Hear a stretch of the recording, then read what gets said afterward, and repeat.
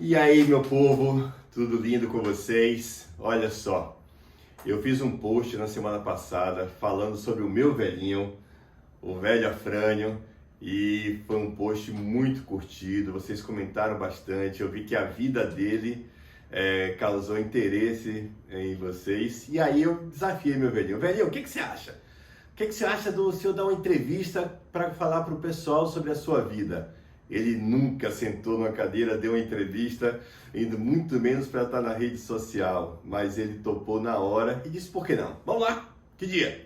E aí nós marcamos para hoje fazermos essa entrevista e eu quero apresentar ele para vocês. Esse aqui é Afrânio Ribeiro Machado, meu sogro, tem 90 anos, faz 91 anos agora, semana que vem. Ele é desde 1931, a safra desse vinho aqui é de 1931. E o que acontece? Eu trouxe ele para ele contar um pouquinho da vida dele para vocês. Velhinho, o senhor sabia que o senhor fez sucesso na semana passada? Sim. Olha só, o velho sabe que fez sucesso. Velhinho, me conte aí um pouquinho. O senhor nasceu no sertão, isso? Exato. Como é que era a vida no sertão? O senhor fala que era a vida sofrida, mas conta aí pra gente. Eu nasci no sertão, mas só vivi no sertão numa base de 3 anos de idade. Com 3, 4 anos, nós saímos de uma cidade chamada Nova Itarana e fomos para a cidade de Amargosa. Quando eu cheguei em Amargosa, eu tinha na base de 4 anos. Morei na roça, um bom período, e depois me mudei para a cidade para estudar, porque lá na roça não tinha escola para crianças. Aí fomos obrigados, minha mãe e meu pai nos levaram, tinha mais irmãos, muitos irmãos, e para estudar. Aos 16, eu resolvi sair de Amargosa para vir para Salvador. E por que o senhor resolveu assim? Nunca ninguém tinha vindo, o senhor foi o primeiro a vir, por que o senhor Não, resolveu? eu não fui o primeiro a vir. Não foi não? Não, eu não fui o primeiro a vir. E tinha muitos rapazes que já estavam na minha idade ou um pouquinho mais. Mas da sua família o senhor foi o primeiro? Eu fui o primeiro, com 16 anos e 7 meses. Eu cheguei em Salvador no, deixa eu ver, 14 de janeiro de 1948. E por que o senhor resolveu vir, assim, ser o primeiro da família a fazer essa Pra travessia? conseguir melhor condição de vida, porque mesmo sendo em Amargosa, não tínhamos essa condição. Éramos pobres e continuávamos pobres. Agora, só que numa cidade que dava direito, tinha condição porque tinha escola e a gente precisava ir para a escola para aprender. Minha mãe não perdoava, tinha que estudar, tinha que estudar. E todos nós fomos para a escola, aprendemos, não estudei muito, quase nada.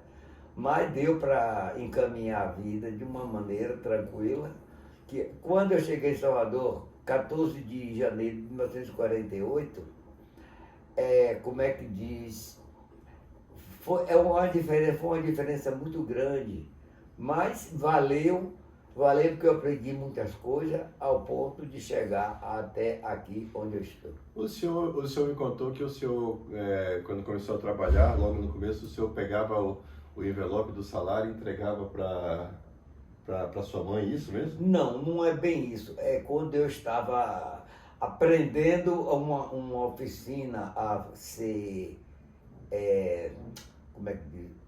Me esqueci agora, que trabalha com funileiro.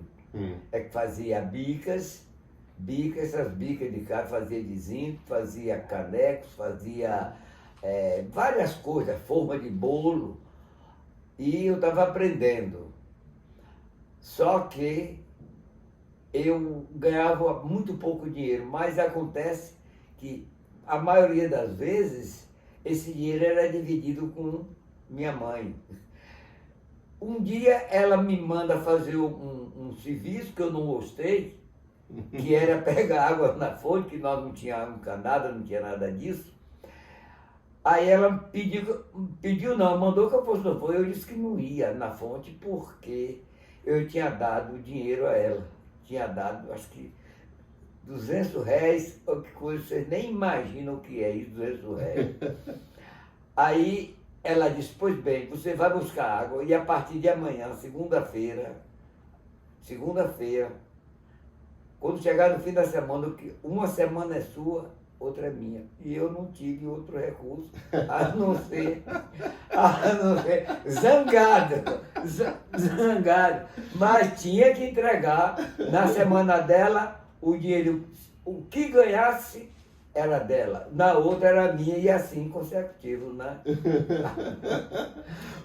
É a lei da obediência, né? Tem que existir. Né? Tem que obedecer, pai. Tem que obedecer, tem que obedecer. E me diga o seguinte, o senhor trabalhou por quantos anos no comércio como empregado, como funcionário do comércio? 30 e quantos anos? 7 numa firma e 29 anos e 7 meses em outra. Dá 36 anos e 7 meses. E aí o senhor se aposentou lá por volta dos 50 e poucos anos? Acho que 53, eu tenho um documento. Eu com 53 anos mais ou menos. A maioria das pessoas trabalham para se aposentar, porque quando se aposentar quer descansar. O senhor trabalhou desde os 16 ali, o senhor trabalhou 30 e tantos anos, 36 anos, se aposentou. Por que o senhor, ao invés de descansar, o senhor resolveu abrir um comércio? Olha, quando eu saí do emprego, eu não tinha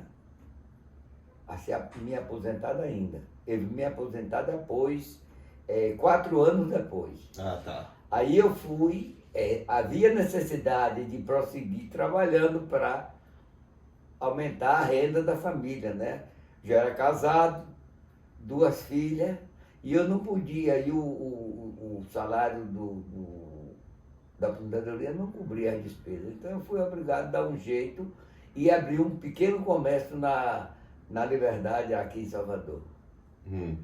Daí eu fiquei mais 20 anos. Com 20 anos de loja, eu já estava aposentado, aí eu não aguentei mais, estava muito cansado, porque trabalhei muito. Aí já era 70 e poucos anos também, 71 mais ou menos. Né? Mais ou menos isso, 71 anos de idade e eu está na hora de parar, porque senão eu vou morrer detrás de um balcão. E de trás do balcão eu não iria morrer porque eu tinha trabalhado demais. Graças a Deus, fechei a loja e hoje eu vivo de acordo com a minha necessidade. Vive bem de acordo com o que o senhor plantou. Né? Exatamente. Eu trabalhei muito, muito mesmo. Como é que diz? 2 filhas e a mulher também trabalharam junto. No período da loja, que nós tínhamos loja, nós trabalhávamos muito, muito, muito mesmo, não é brincadeira não. Ao ponto de, aos 71 anos, mais ou menos, ele não está mais aguentando trabalhar, responder. A máquina já estava cansada. Tá, fui me recompor depois que eu fechei a loja, porque eu não aguentava mais. E o pessoal, minhas filhas, minha mulher, disse que sem mim a loja não ia prosseguir. Então pronto, como o senhor já está lá, fecha a loja, né? Elas foram estudar, acabaram de estudar e eu fui descansar. Me conte aí, velho, o senhor que hoje está aí com 91 anos nesse mundão, assistiu tantas coisas acontecerem nesse Brasil, no mundo todo, o senhor que é antenado pra caramba, o senhor hoje vê essa juventude que tem acesso a tanta coisa, tem acesso à educação, à comunicação, à informação. Se o senhor que está aproveitando que o senhor tem essa oportunidade aqui, que está falando para milhares de pessoas, que mensagem o senhor dá para esse jovem de hoje em relação à vida, ao que fazer com a vida que tem? Se esse jovem tivesse a oportunidade e a sabedoria, eles guardariam a mocidade deles a 7 chaves, porque a melhor coisa é ser jovem do mundo. Agora, infelizmente, a maioria absoluta dos jovens não aproveita a própria mocidade deles, se entregando a vícios, a preguiça, a falta de interesse, e assim deixa de construir, né? Fica difícil um amanhã. é vitorioso, porque tudo que você quiser para amanhã, você tem que começar hoje. Porque o hoje acaba, surge o amanhã, você vai precisar amanhã. Se você não produz para o amanhã, vai ser difícil você conseguir algo na vida. Olha, eu diria às pessoas novas, quando eu era novo, por falta de estudo, é bem possível que aliás, eu posso até dizer assim, eu não consegui fazer o primário completo. Quer dizer que eu errei. Mas também, todo jovem precisa de orientação. Eu não fui orientado porque eu morava na capital e meus pais moravam no interior. Então eu não fui aquela pessoa sacudida por alguém. Não, você vai ter que ir, você vai ter que estudar. Para ser alguém tem que estudar e você não pode ficar. Não, eu não achei. Por isso eu perdi, porque o jovem, ele ele não tem essas ideias não. Tem que ter alguém mais velho, um orientador, para que ele seja gente amanhã. Porque se for depender somente da cabeça do jovem, eles não vão para lugar nenhum. Acaba se perdendo dentro dele mesmo, né? Com certeza eles vão se perder, porque todos nós precisamos de orientação. Até mesmo adulto, determinados tipos de adulto aí, que age como se fosse uma criança, como se fosse um jovem de 14, 16, 17 anos. Não, precisa também de orientação.